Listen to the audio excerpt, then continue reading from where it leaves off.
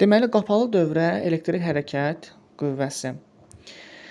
Ümumilikdə biz bilirik ki, bu dövrədə bir dövrəni bura çəkək biz.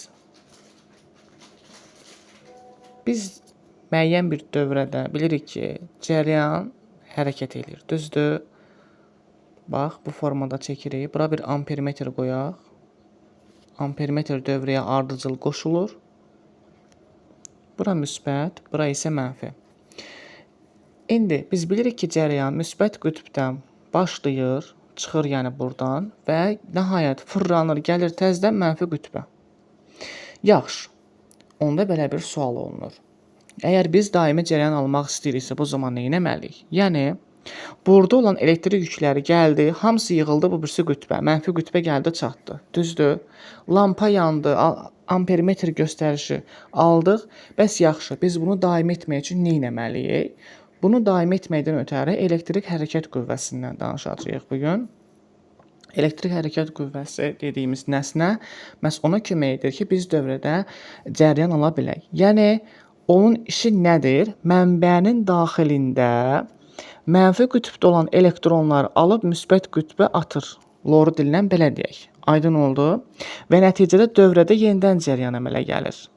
Yəni, elektronlar gəlir bura çatır, yenə də mənfi qütbdən alıb müsbət qütbə verir. Yəni, EHQ dediyimiz elektrik hərəkət qüvvəsi, ona görə deyilir elektrik hərəkət qüvvəsi. Yəni, mənbəyin daxilində o nə edir? Bir gərginlik yaradır. Əslində, U-la elektrik hərəkət qüvvəsinin aşağı-yuxarı işləri eynidir, mexanizmləri eynidir. Sadəcə U dediyimiz gərginlik, yəni potensiallar fərqi dövrədədir. Amma bizim dediyimiz epsilon elektrik hərəkət qüvvəsi mənbəyin daxilində olan, yəni gərginlikdir. Aydın oldu? Yəni düstur formasında biz onu versək, epsilon bərabərdir, kənar qüvvələrin gördüyü iş bölünsün Q şəklində ifadə olunur. Aydın oldu? Bu elektrik hərəkət qüvvəsidir. Buradakı A kənar isə, yəni burada kənar qüvvələrin gördüyü işdən söhbət gedir. Aydındırmı? Belə. Onun düsturunu xatırlasaq, onun düsturu isə gərginliyin A bölünsün Q idi. Yəni dövrə hissəsində görülən işin yükę nisbətinə bərabər idi. Yaxşı. Burada olan epsilon, bir də var bizdə daxili müqavimət R olacaq. Yəni bunlar epsilon R mənbənin özəl kəmiyyətləridir. Aydındırmı? Yəni bunlar mənbəyə xasdırlar. Buradakı R də xarici müqavimətdir. Deməli, böyük R xarici müqavimətdir, kiçik R daxili müqavimətdir. Bura qədər qaranlıq nəsə var elektrik hərəkət qüvvəsindən?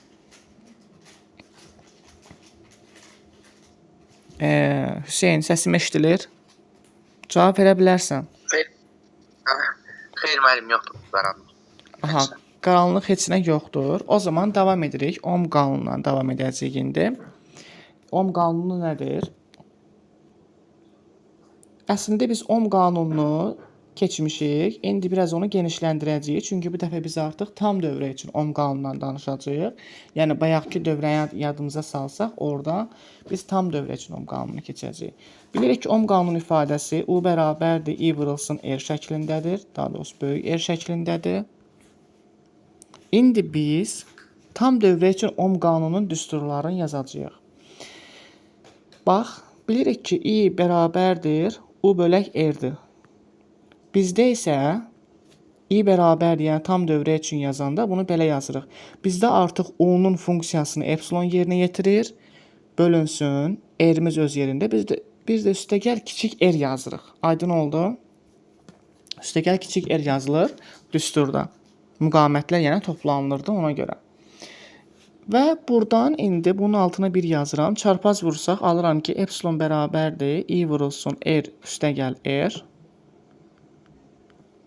Bizim telefonumuz avtomatik olaraq gecə rejiminə keçdi, ona görə rənglər dəyişildi. Deməli, buradan tapırıq ki, epsilon bərabərdir. I-ni R-ə vuranda zaten bizə U-nu verir, gördüyün kimi. Ona görə bunun yerinə U yazıram. Üstəgəl I vurulsun kiçik R. Və buradan gərginliyi tapsaq, epsilon minus IR şəklini almış olarıq. Və bu da bizim olur tam dövrə üçün ohm qanununda gərginliyin ifadəsi, bu da cəryan şiddətinin ifadəsi. bu şəkildə ifadə olunur. Aydın oldu. İndi asılı qrafiklərinə baxsaq, U-nun özü i-dən necə asılıdır? Bu formada asılı olacaq. Bu formada asılı olacaq. Burada 2 nöqtə qeyd edirəm. Və bu 2 nöqtədə nələr var? Onlara deyəcəyik indi. Bax, əgər dövrədə gərginlik 0 olursa, orada artıq qısa qapanma cəryanı yaranır. Yəni bu U-nun 0 olduğu nöqtə i qısa qapanma cəryanı şiddətini göstərir. Yox, əgər i 0-a bərabərdirsə, o zaman buradakı kəmiyyət epsilonu göstərəcək. Aydın oldu? Yəni elektrik hərəkət qüvvəsini göstərmiş olacaq. Yəni dövrədə cəryan yoxdursa, deməli mənbənin daxilindəki bu elektrik hərəkət qüvvəsini göstərmiş olacaq. Aydın oldu bu formada. Belə. İndi burada 2 dənə şərt çıxır. Deməli birinci şərtimiz odur ki, mən buranı təmizləyim. Buranı silək, silgimiz OK. O şərtlər nələrdir? Deməli, R yaxınlaşsa əgər 0-a, yəni bizim bu düstur ki yazdığı i bərabərdir epsilon bölünsün R üstəgəl R. Düzdür? Əgər R 0 olsa, onda bu düstur belə olmayacaq. I bərabərdir epsilon bölək R. Düzdür? İndi bax, təsəvvür edək ki, dövrədə müqavimət yoxdur, 0-a bərabərdir. Onda cəryan maksimum keçəcək. Dövrədə qısa qapanma yaranır, naqillər qızır. Ona görə yanğınlar baş verir evlərdə. Aydın oldu? Və ikincidə isə R sonsuzluğa yaxınlaşsa, ikinci halda isə bizim müqavimətimiz kəskin arta bilər. Yəni yaxınlaşır sonsuzluğa. I bu zaman artıq cəryan şiddəti 0-a bərabər olur. Çünki heç cür bizim elektrik yüklər naqil daxilində hərəkət edə bilmir. Aydın oldu? Müqavimət hərəkətə mane olan bir şeydir. I-nin R-dən asılılığını çəksək onda, buranı mən silirəm. Yəqin ki, qeydiyyat götürürük. Mən burada i-nin R-dən asılılığını çəkəcəm.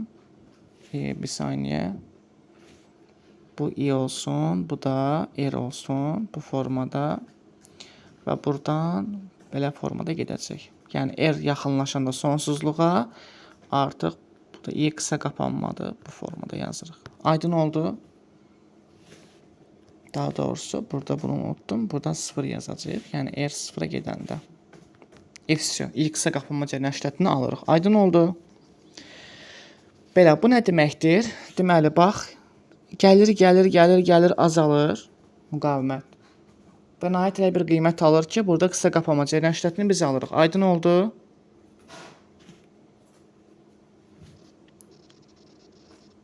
Aha. Davam edək o zaman. Belə. Bu birinci hissə.